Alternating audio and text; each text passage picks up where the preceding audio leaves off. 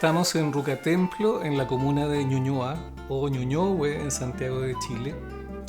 Este lugar de preservación de las tradiciones, encuentro de cultura y muestra de las artes fue creada por Isabel Zuazo en el año 2008 como un lugar de encuentro entre las diversas expresiones del arte, contadores de historia de tradición ancestral y de pueblos originarios, agrupaciones musicales y teatrales que han enriquecido por 12 años el clima cultural de esta comuna.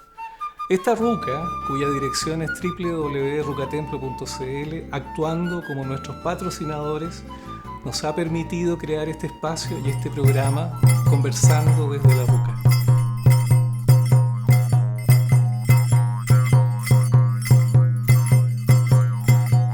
A esta conversación invitamos a Evelyn González Seguiel, música, autora y compositora, licenciada en psicología, gestora cultural por la Pontificia Universidad Católica de Chile, fundadora de la compañía Kimun Teatro, donde tiene a su cargo la dirección musical desde el año 2008. Ha realizado estudios de flauta traversa con Carmen Almarza, intérprete de la Orquesta Sinfónica de Chile, y estudios de canto y metodología Roy Hart con la maestra Ani Murat. Ha realizado estudios de música en el Centro Cultural Secasfo, directora musical y artística de Kimun, Canto de la Sabiduría, que es la banda sonora complementaria a la compañía Kimun Teatro. Ha participado en el rescate de la oralidad tradicional de la cultura mapuche en teatro documental y mostrando testimonio e investigación multidisciplinario, cuyo final es llevar a escena estos testimonios nacidos en el entorno social actual. Junto a la directora Paula González, ha sido ejecutora y coautora de diversos proyectos culturales que han contado con el financiamiento de SENCA, CONADI y CIR, entre otros. Ha participado también en importantes festivales teatrales internacionales y nacionales, como por ejemplo Santiago a Mil. Hola, Evelyn. Hola. Para empezar esta conversación, lo primero, cuando uno se dedica al arte, en una sociedad que normalmente tiene una especie como de inconsciente sobre el fenómeno del arte, de los artistas y de la forma como funciona esto. ¿En qué momento tú, me imagino que como niña, empezaste a sentir que el arte era algo tuyo, que era algo en donde tú te sentías cómoda y sentías que podías, entre comillas, desarrollarte de una manera especial?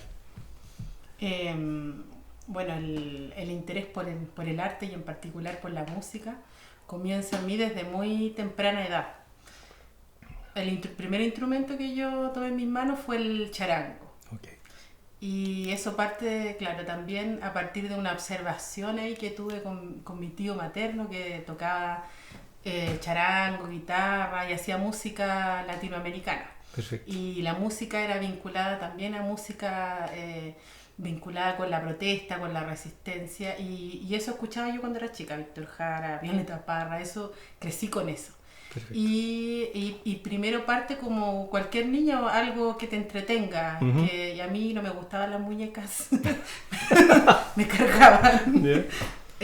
Sobre todo las Barbies, y me gustaban los instrumentos, ese era mi juguete, okay. El charango, buscaba, no sé, piedras, andaba soplando botellas y en el fondo para mí parte como un juego esto desde muy pequeño y después se va vinculando ya a tomar conciencia de otros aspectos. Mi abuelo también ahí cantaba, decía paya, entonces ese fue como mi primer vínculo. Y por ejemplo, ¿tu abuelo participaba de los encuentros de payadores o tenía una relación con la oralidad que en ese momento había o era una cosa totalmente propia?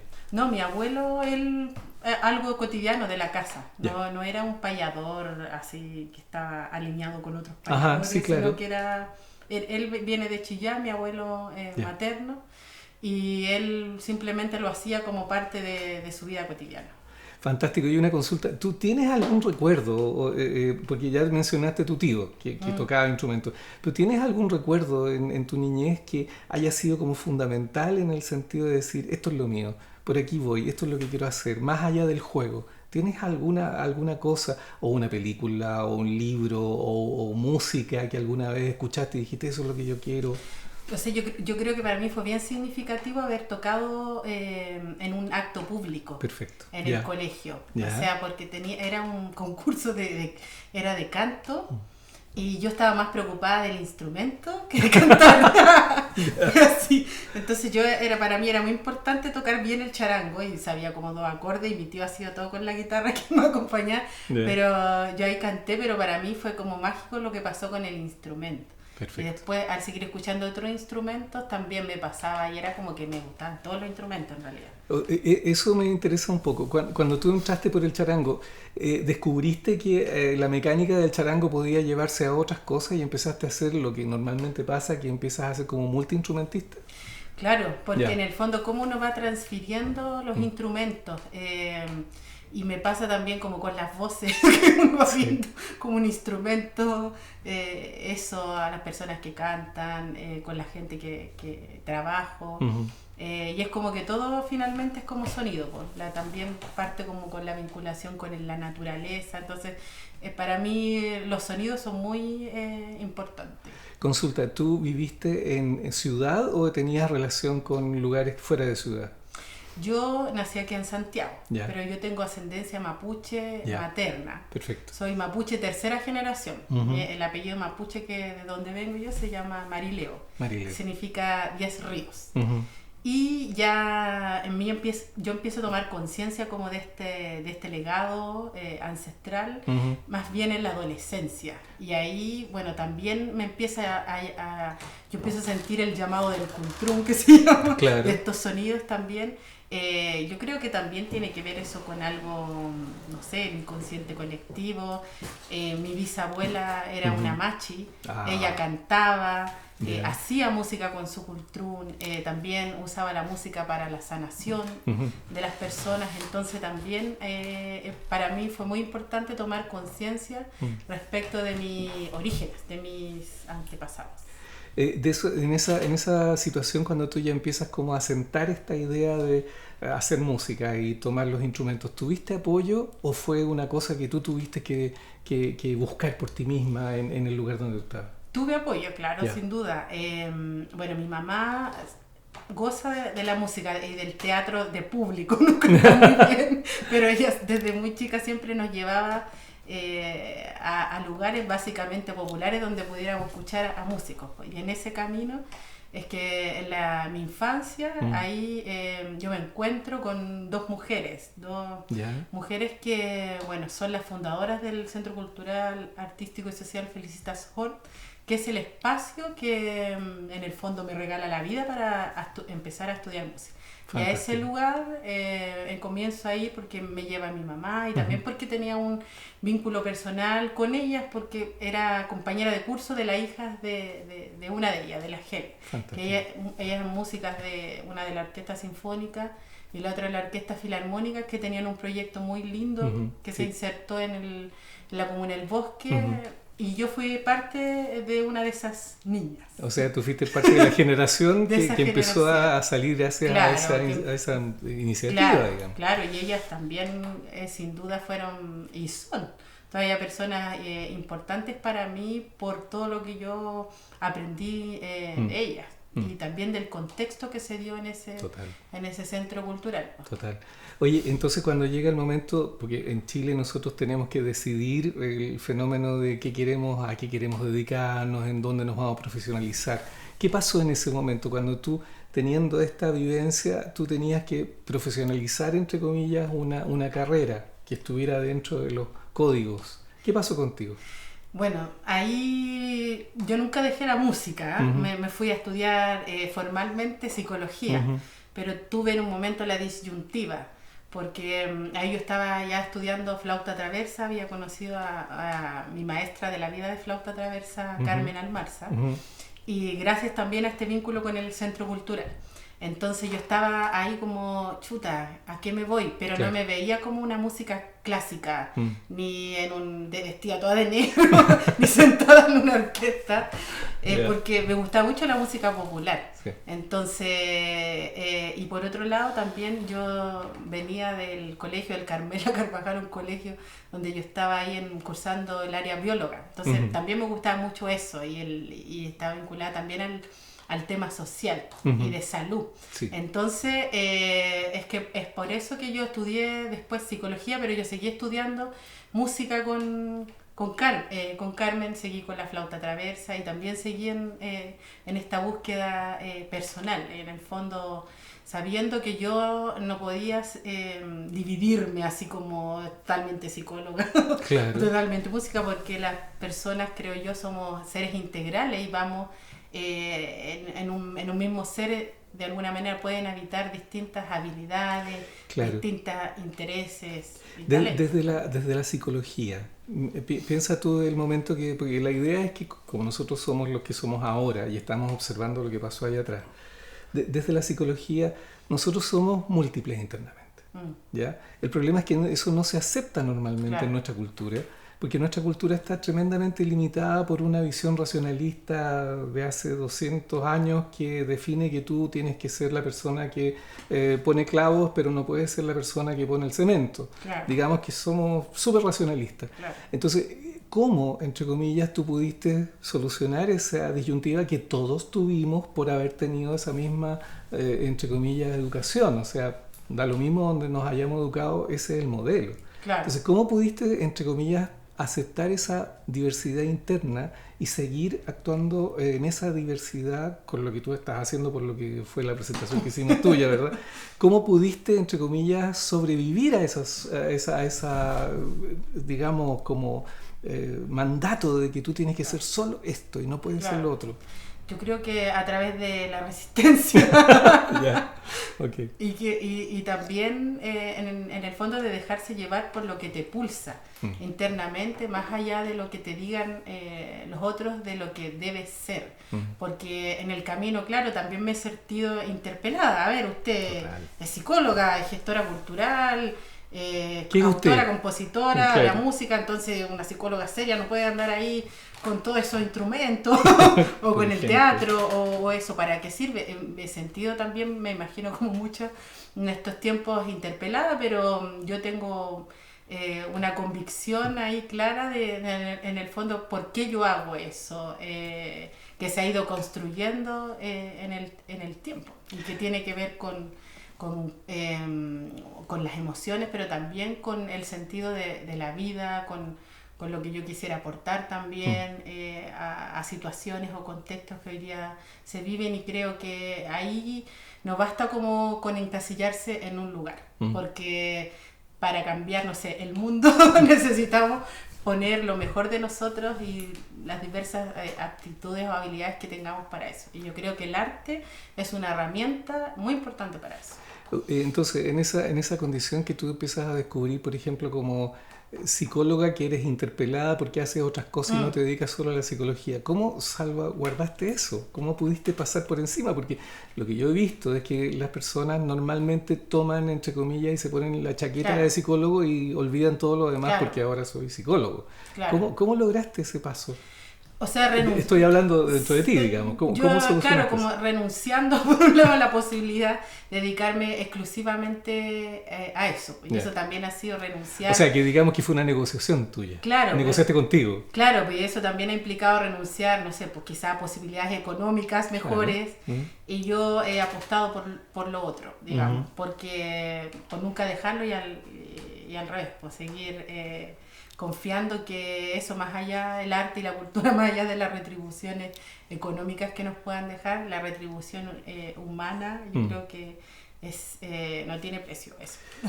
Claro, es que ahí entramos a las escalas de valores y entramos a que muchas veces los valores puestos desde fuera de una perspectiva racionalista no tienen nada que ver con la realidad, y eso ha sido absolutamente demostrado en los últimos 2 años. Sí. Entonces el tema ahora es el siguiente. Cuando tú estabas en este proceso, ¿verdad?, de salvaguardar esta cuestión, de negociar contigo, de estar en psicología, pero además darle espacio y cabida a esta otra cosa, ¿tuviste personas que te ayudaron y te incentivaron, entre comillas, a profundizar en ese territorio? Bueno, una persona fundamental en ese territorio ha sido Milamien, mi hermana. Perfecto. Mi hermana, quien, bueno, también estuvo ella duró menos que yo, así ella estudió Derecho, tuvo un año y dijo, no puedo con esto, Okay. y Sí. me dedicó al teatro. Y ella De también acuerdo. estuvo dedicada a la música. Y ahí Ya. ha sido alguien muy importante, porque el trabajo Ujú. que hemos hecho en conjunto, el proyecto Kimun Teatro, ha sido gracias también a tener ahí un apoyo, el apoyo de la familia. Y también ha sido importante también ver en otras personas como el resultado de un poco de lo que uno hace, Claro. como tener ese feedback y Sí. decir lo que yo estoy haciendo tiene sentido o Claro. aporta. Mm. Eso.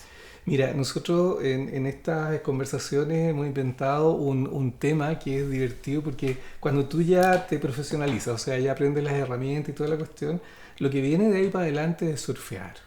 Surfear Sí. por la cultura, o sea, la imagen que me quedó muy patente de una charla que hizo una vez un economista muy entretenido, muerto ya, que hablaba de que al final uno como humano surfea en las vicisitudes de lo que pasa y tú sabes que vas a llegar a la playa pero no sabes por dónde, simplemente te vas a la playa, que eso es surfear. Entonces, surfeando dentro del medio cultural, ¿cómo, entre comillas, has logrado hacer toda la cantidad de cosas que tú haces, pero además manteniendo esa prevalencia de tu necesidad de decir, oye, pero esto es? ¿Cómo te ha ido en ese surfeo? El surfeo yo creo que ha sido posible gracias a convertirse en una gestora cultural. ¿De acuerdo? Porque eso también ha permitido estrechar vínculos, redes, y en ese sentido ahí entran otras variables, Claro. otras personas también que van de alguna manera compartiendo elementos comunes y que la vida ahí te va juntando, pues. Y en ese camino hay muchas personas, tanto de comunidad mapuche, como también artistas que no son mapuche, pero que sintonizamos también como con la manera de ver la cultura, el arte, de ver la temática de los pueblos originarios. Y ahí han aparecido también personas muy importantes que permiten este tejido, porque es un tejido Total. que se va haciendo donde no es posible a veces hacerlo de manera sola, sobre todo cuando se piensa en trabajos colectivos que de alguna manera son los que yo estoy vinculada, no es un trabajo de intérprete, sino que es un trabajo donde hay otras personas involucradas y ahí también es importante que la confianza, el creer y en el fondo el no decaer y seguir ahí con Nehuen, como se dice. Oye, y una consulta. Tú tienes todo ese proceso que es tu proceso interno, el proceso de cómo te has desarrollado, cómo surfeas para que esto ocurra. Pregunta, ¿y cómo lograste sostener ese proceso siendo mamá, teniendo guagua? Siendo mamá, Sí. creo que he vivido un poco lo que viven las familias de los circos, Perfecto. donde los hijos también pasan a ser parte de esta vivencia cotidiana de la cultura, del arte. Porque es una pregunta fundamental Claro. en nuestro país. O sea, ¿cómo lo haces para que además eso sea Claro. algo en donde tú te sientes cómodo y Claro. funciona lo que tú quieres que funcione? Mis hijos han estado conmigo en este camino. Los dos han sido parte, digamos, también de obras de teatro profesionales. Sí, claro. Han salido como actores y también como cantantes. Fantástico. Y en la última obra, Tregua, que tuvimos con la compañía, ahí salen los dos, el Amaro y Benjamín. Y ellos han sido parte porque en el fondo la vida ha hecho que sean parte. Ellos están ahí, acompañan a los ensayos, se ensaya en la casa, o si vamos a ensayar, vamos todos juntos como familia. Y los niños también empiezan ahí a explorar, a jugar, a experimentar. A rato ellos son los directores, empiezan a querer tomar decisiones, a sugerir cosas. Y también eso ha sido muy lindo porque ellos han sido parte también, han sido seres opinantes de también de lo que se ve, que a lo mejor el público va a ver una obra y nunca se imaginó que esa escena es porque se le ocurre a un niño de 7 años, por ejemplo, de 8 años. Entonces eso ha sido también muy lindo sentir de que mis hijos son parte del trabajo. También he tenido que escribir canciones a pedido porque ellos han querido cantar, para Perfecto. una obra. Maravilloso. Hemos hecho letras juntos también. Y eso también ha servido para aprender Mapudungun con ellos. Entonces también ha sido muy, muy enriquecedor tener esa posibilidad con ellos. Claro. Más Bueno, allá, disculpa, sí, más sí, allá por de que favor. ellos quieran después dedicarse o no. Obvio, es que ese es el punto. Claro, El gesto, ¿te fijáis? De decirle, ya, pero tú también. Que parece tan ajeno, ¿te fijáis? claro, O sea, yo me imagino una persona que está... voy a poner un ejemplo muy estúpido, pero puede servir. Yo soy ingeniero y estoy ingenieriando. claro, ¿Ya? Yo me dedico a ingeniar. Viene mi hijo, no, estoy ocupado. claro. No sé si te das cuenta, o sea, es tan fácil llegar a ese territorio y decir, no, quizás estamos ocupados, por favor, otra cosa. No, pues se incluye, ven, hazlo, juega. Eso Claro. a mí me parece que es parte también del el fenómeno de aprender de otra manera, ¿te fijas? De enseñar que existen otras maneras. Ahora, dentro de este surfeo, pregunta también importante. ¿Has dudado alguna vez del fenómeno que tú decidiste? ¿Has dudado de hacer lo que estás haciendo?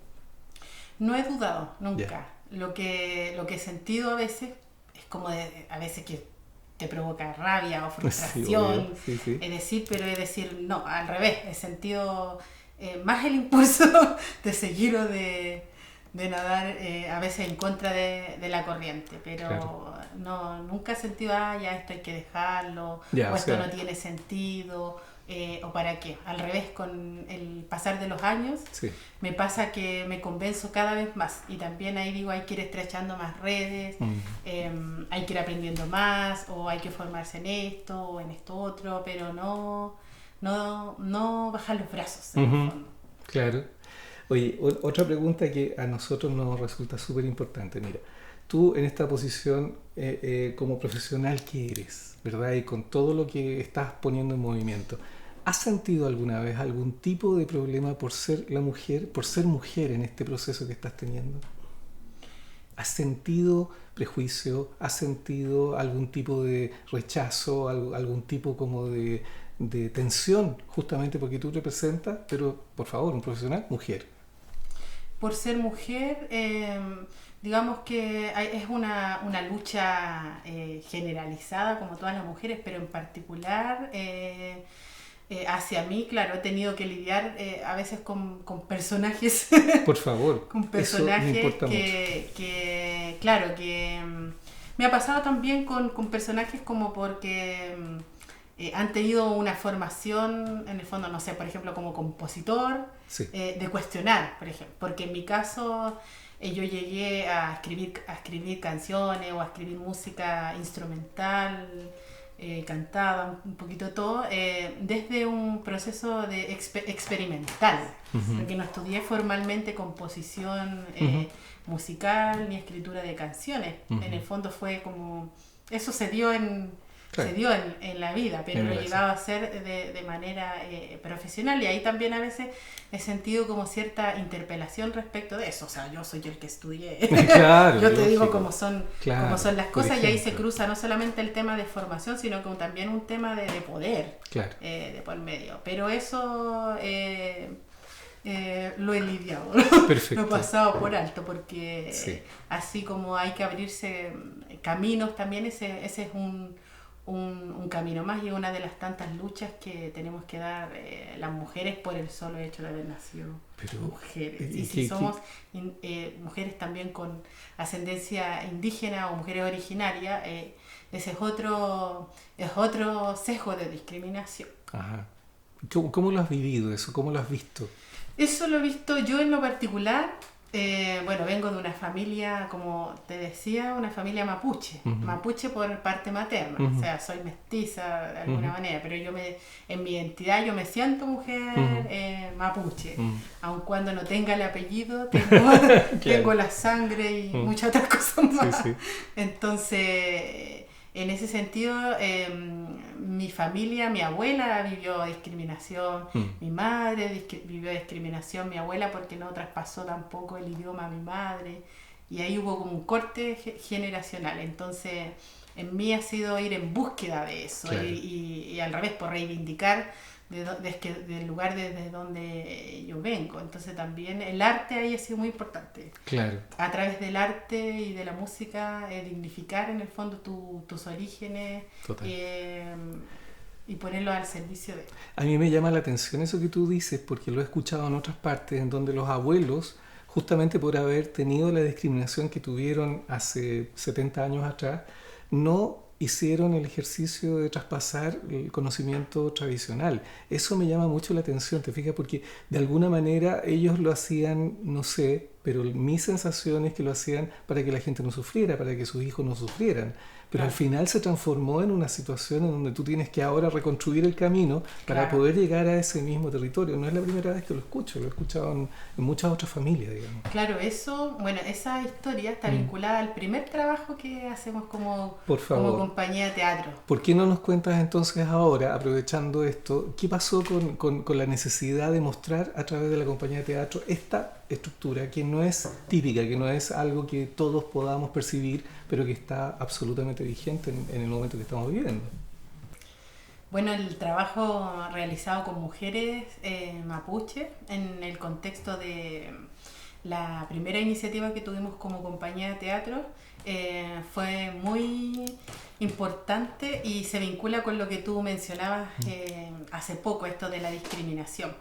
La motivación primera por hacer este trabajo parte por la historia de mi abuela. Con mi hermana queríamos hacer algo también para que nuestra abuela dejara de sentir vergüenza de quién era. Sí. Porque nuestra abuela, ella también se autodiscriminaba y discriminaba también a otras mujeres, pasando hasta por su aspecto físico, con el pelo teñido, con permanente, también como había en ella una negación de alguna manera de quién era, pero no era una negación porque sí, sino que estaba esa negación vinculada a la discriminación que ella había vivido por venirse de muy chica a Santiago, trabajando de empleada doméstica, viviendo discriminación en distintas esferas, también viviendo violencia de género. Y nos encontramos con que había, así como mi abuela, había muchas otras mujeres más.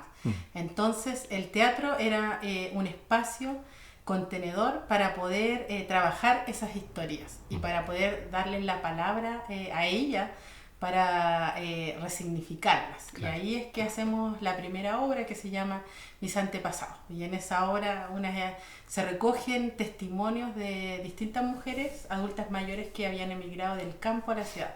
Mujeres que estaban vinculadas a la asociación mapuche Petu Mongelei Maguidache, que es una comunidad mapuche urbana de Santiago. Y ahí, bueno, se recogían los testimonios de todas las mujeres adultas mayores, que fue todo un proceso también bien largo para trabajar. Me imagino que tiene que haber habido también resistencia de ellas a hablar de esto. Había mucho hermetismo y ahí me sirvió ser psicóloga. Y ahí yo partí trabajando como psicóloga en ese proyecto. Y después que habíamos recopilado la historia, es que yo tenía que tener un rol, otro rol. Y ahí, como era música, empiezo a jugar con el cultrún, los instrumentos originarios, y me viene la primera canción. Y ahí empieza como también mi camino de exploratorio, como creadora también en este trabajo, en este espacio teatral con las mujeres. Entonces, eso un poco fue como partió esta aventura con la compañía Kimun Teatro, junto a mi hermana y junto también a otras artistas que se sumaron a este proyecto. Oye, una consulta, además, hace poco revisamos, porque tú nos mandaste algunos proyectos que están en YouTube en este minuto y que son bien específicos de momentos muy duros, si tú quieres, en la vida de la discriminación que hemos recibido en los últimos años. Me gustaría que conversaras acerca del último que hicieron, que era sobre la muerte de Macarena Valdés. Eso, Macarena Valdés. ¿Qué pasó con eso, por favor? Bueno, se lanzó este año un video, un corto, que fue realizado para conmemorar los 4 años de la muerte de Macarena Valdés, una mujer que fue asesinada se dice femicidio empresarial, que un caso que hasta el día de hoy todavía no tiene culpables. Y ese video tiene un extracto de la letra, de la música y también de la visualidad de lo que fue nuestra última obra de teatro estrenada, que se llama Tregua. Y la obra Tregua habla el caso de Macarena Valdés, de esta mujer. También expone el caso de Brandon Huentecol, que es un chico, un adolescente que fue baleado, que recibió perdigones en el sur, esto antes de que viniera el estallido, el estallido social. Y el caso también de las PACIS. La PACIS es un programa de gobierno que quiere decir Patrulla de Acercamiento a Comunidad Indígena. Es un programa de carabineros que tenía en sus orígenes por objetivo poder generar una policía, un trabajo comunitario que se acercara a las comunidades en su ayuda, pero en la práctica ese organismo, esa institución se ha convertido también en represora. Entonces son los mismos carabineros que primero la gente le abre sus puertas a compartir, los que vienen después a reprimir, a infundir terror a las comunidades, a mujeres, a niños, niñas, hombres. Entonces este video que se lanza reúne imágenes y texto de eso. Y a este video se invitó a participar también a otras actrices, y la música que va es música que yo hice, que se toca en vivo para la obra de teatro. Perfecto.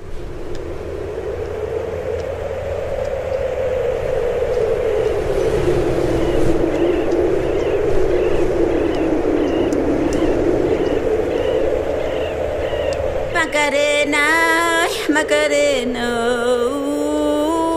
uy, uy, uy, uy, uy.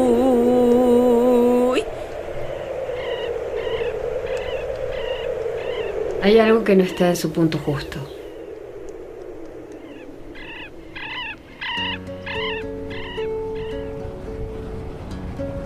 Cuando nos vinimos a vivir a Tranquil, yo no sabía convivir con la naturaleza.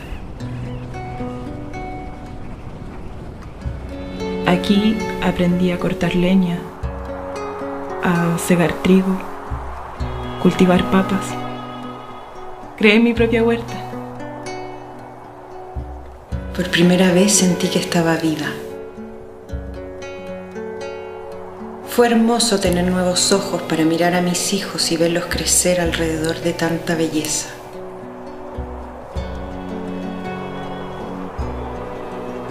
No hay color de piel equivocada si cerramos los ojos y sentimos.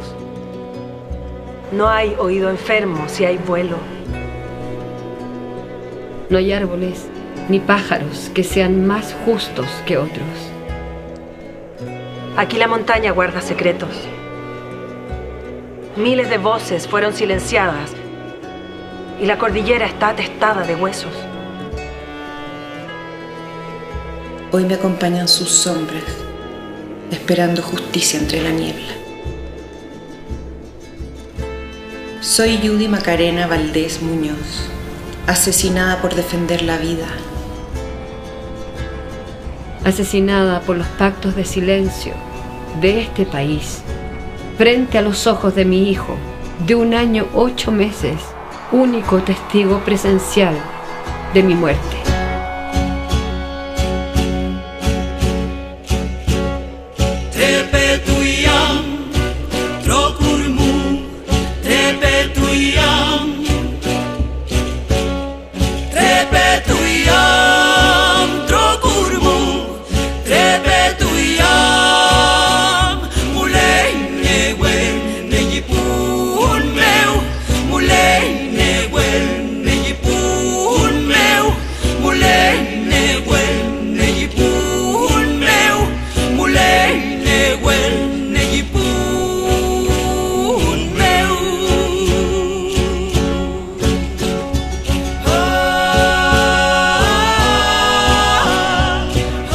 Soy el recuerdo de alguien que me llevará en el alma.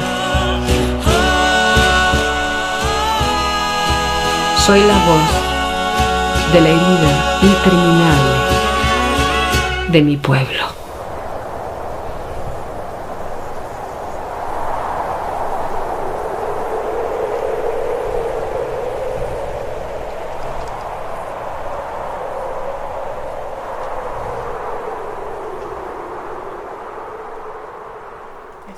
A mí me llama mucho la atención justamente porque ahí se encontraban varias hebras, entre comillas, del problema que estamos viviendo hace ya siglos respecto de la no relación que tenemos con el pueblo originario, que es fundamental para todos nosotros. O sea, lo que a mí me sorprende es que todavía no tengamos, entre comillas, una política clara de decir, oye, perdóname, todos somos mapuches.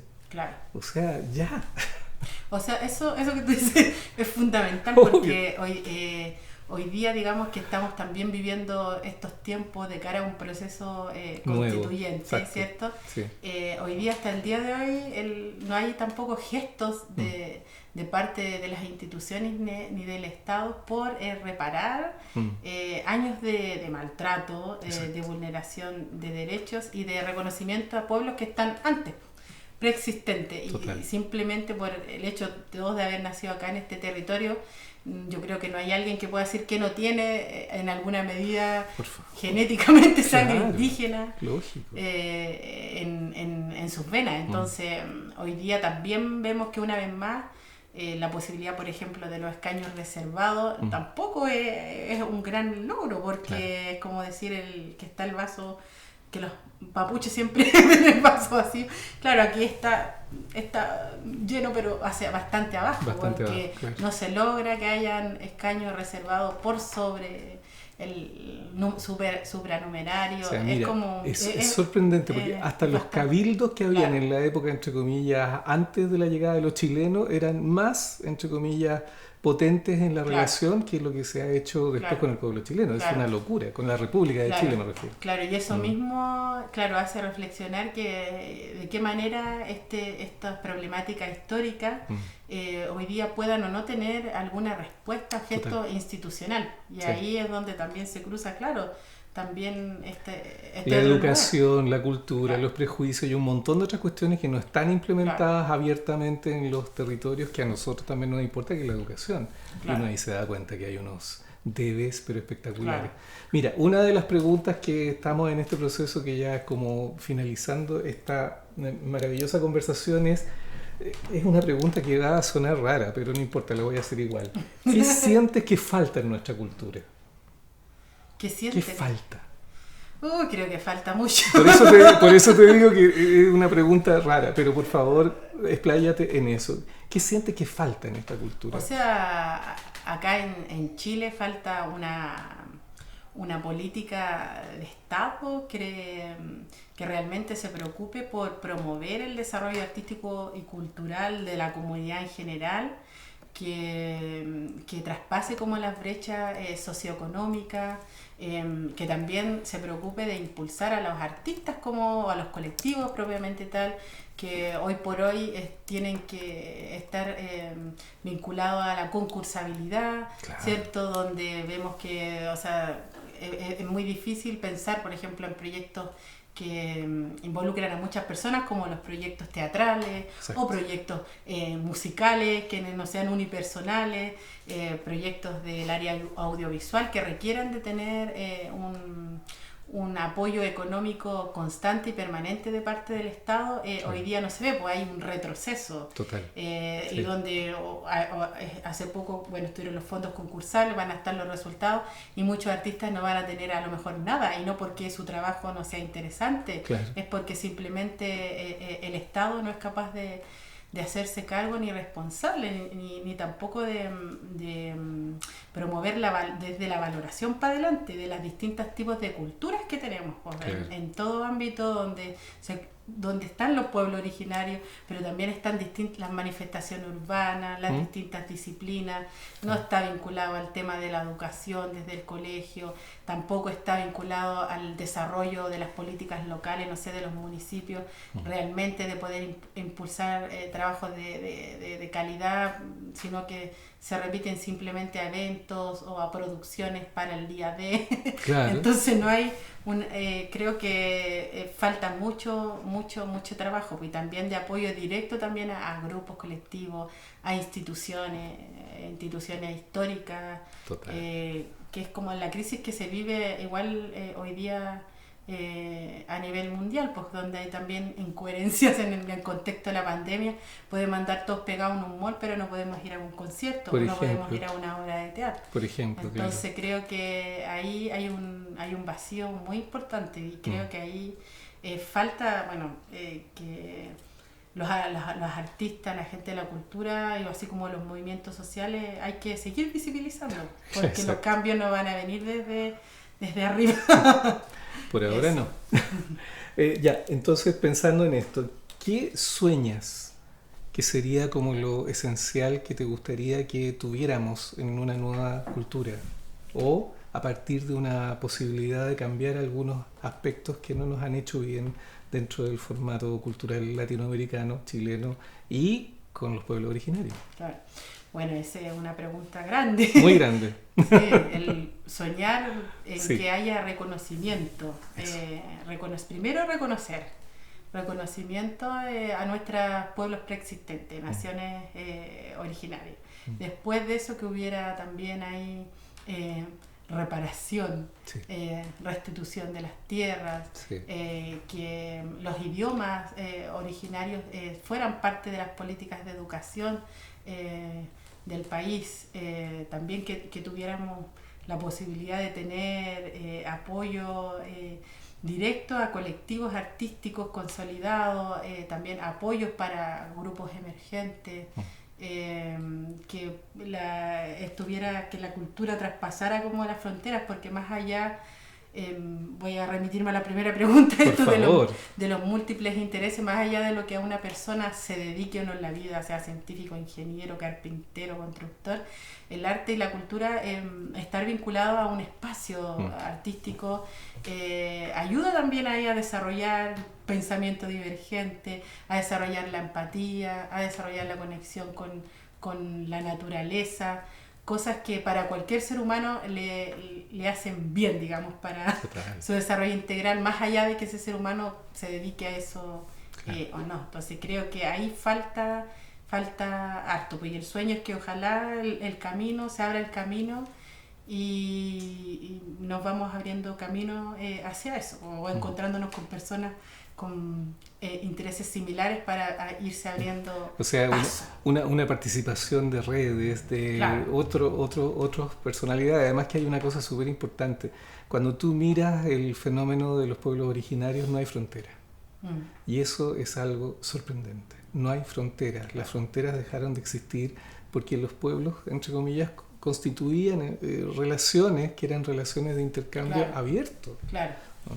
Entonces, el cume monguén se llama, el buen vivir. Justamente. Y yo creo que la música, el teatro, el arte en general dan esa posibilidad, pues también de traspasar o derribar las fronteras, ¿cierto? Claro. Eso. Bueno, agradecemos la generosidad de Evelyn González Seguiel por compartir con nosotros este repaso de un viaje que recién ha comenzado, y dejamos la invitación para una nueva conversación desde la RUCA. Muchas gracias.